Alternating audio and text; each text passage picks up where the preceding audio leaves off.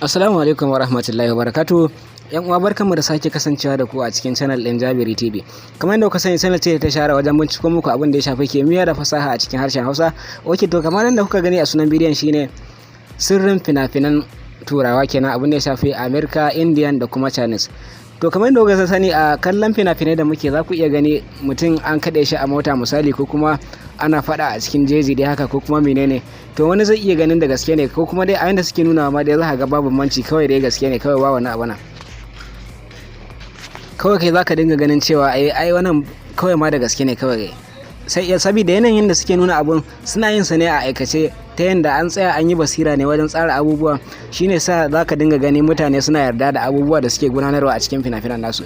Ok, to kai tsaye bidiyon namu da yau zai dan yi tonan silili ne ni da cewa dan sun san hanyoyin da ake bi a yi, to amma mun yi haka ne ta yanda mu nuna yan uwa waɗanda ba sani ba, domin nuna musu yanda tsarin yake kasancewa, har suke ganin kaman abubuwan ana yin sa ne a da gaske kenan.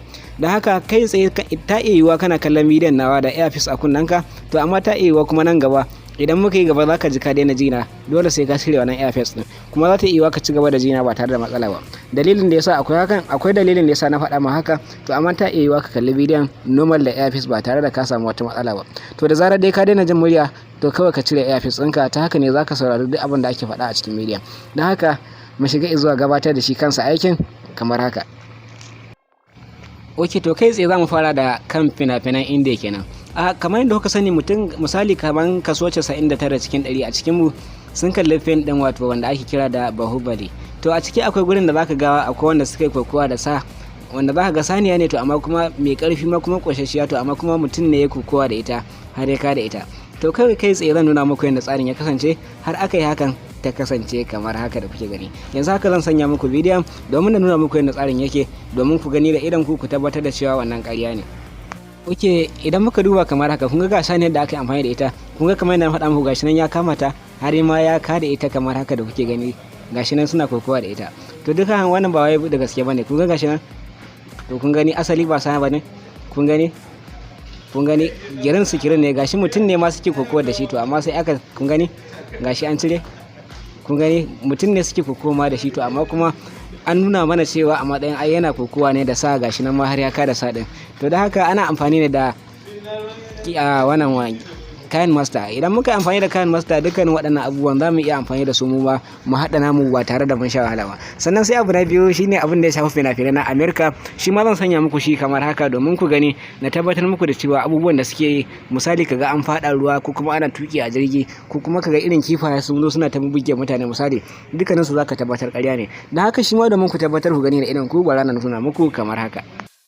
Ok, yanzu misali idan muka duba wannan bidiyon, kun gani gashi nan an cire, to amma kuma asali kun ga irin gurin wannan koren bulu din da yake bayan sa misali kamar haka, za ku dinga gani da shi suke amfani, kaga ana rawa a guri mai ayataccen guri ko kuma menene, to dukkanin su ba wai waje bane. Karshe ma za ka iya zuwa ka samu cikin wani daki wanda ma ba a ma san menene ba a wajen ba, kai sanya wannan girin su kiran din, kun gani kamar haka, za ku ga irin ana fada ana tafiya akan mashin, wannan ya kashe wannan ya daki wannan, to kun gani to kun ga asali mutane ne suka rike wajen kamar haka.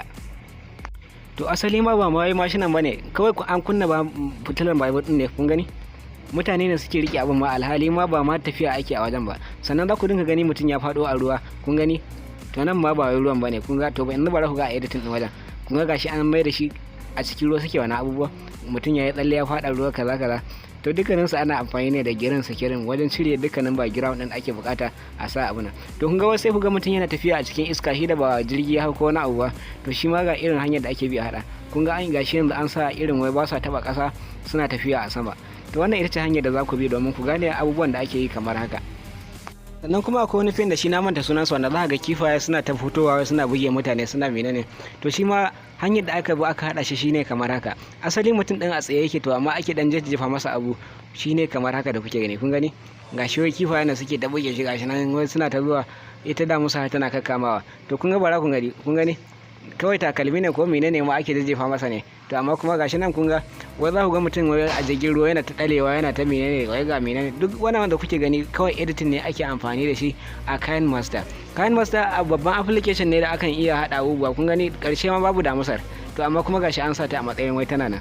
To kawai kai tsaye akan yi amfani da kayan master wajen gudanar da irin waɗannan abubuwa yanzu bara ku ga nan wajen abin da za a mai da shi. Kun ga gashi wani mutum ya faɗo nan kamar haka ko, to bara ku gani, kun ga nan gashi an sa mutum yana yawa sama, kun ga to gashi nan an yi editing din wajen, kun gani kamar haka. Yanzu bara ku kalli wannan, wai mutum ne yake gudu a cikin sama, wai shi ba komai ya hau ba amma kuma yana ta gudu a cikin sama kamar haka da kuke gani. To bara ku ga asalin yanda aka yi, mutum din ma zaune yake a waje ɗaya ya rike kai wani abu ne ya hau kai ya zauna.